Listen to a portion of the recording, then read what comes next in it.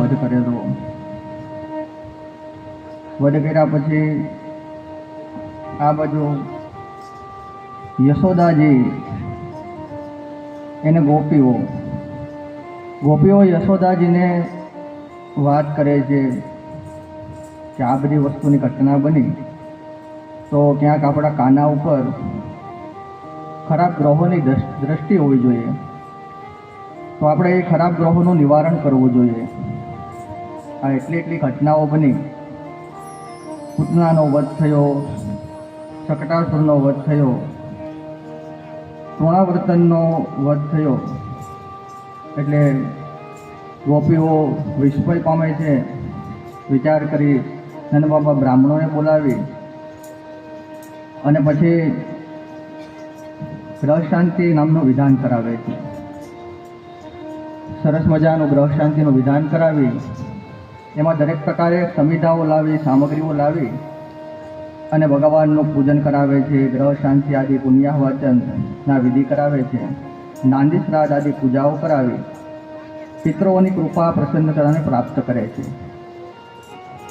પછી ગ્રહ શાંતિમાં સમિધાઓ લાવી દરેક ગ્રહોની દ્રષ્ટિ સારી થાય, શુભ થાય અને કૃષ્ણ ઉપર છે તે ગ્રહોની પ્રસન્નતા થાય, એના માટે થઈ અને વિધાન કરે છે.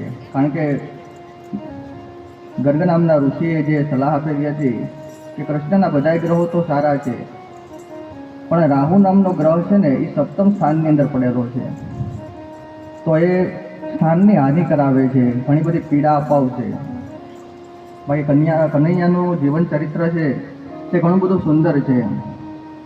આ બાજુ દરેક પ્રકારની સામગ્રીઓ લાવી, જેમ કે સૂર્યનો આંકડો, ખાખરો, ખેર, અઘેડો, પીપળો, ઉમરો, ખીજડો, વડલો, દ્રો, ડાબ આદિ સામગ્રીઓ લાવે છે અને હજાર સમિધાઓની આહુતિઓ આપે છે. જેથી સૂર્યનો આંકડો, જે સૂર્યનું સમીપ એક જે કહેવાય ને કે વધારેમાં વધારે સૂર્યને ગ્રહણ કરતું, સૂર્યની ઉર્જાઓને ગ્રહણ કરતું સમિત એટલે કે આંકડો, એટલે આંકડાનો હોમ કરાવે છે. તેથી કરીને કનૈયાના ગ્રહો પ્રબળ થાય.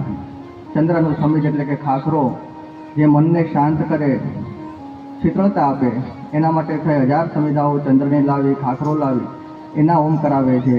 આંકડો, ખાખરો, ખેર આદિ વસ્તુઓ છે તે બુધના સમિત છે. વાણીના દોષમાંથી, પીડાઓમાંથી મુક્તિ આપે એના માટે થઈ તેનો પણ હોમ કરાવે છે. ગુરુની સમિધાઓ લાવી, પીપળો લાવી એની 1000 સમિધાઓ લાવી અને એનો હોમ કરાવે છે કે દરેક પ્રકારના કનૈયાના શરીર ઉપરથી કોઈ પણ પ્રકારની પીડા હોય, ઉપદ્રવ હોય, બાધા હોય તો એમાંથી મુક્તિ મળે. શુક્રની સમિધાઓ લાવી અને એનો પણ હોમ કરાવે છે. કનૈયાને દરેક પ્રકારના પુષ્ટિની પ્રાપ્તિ થાય, બળની પ્રાપ્તિ થાય. શનિની સમિધાઓ લાવી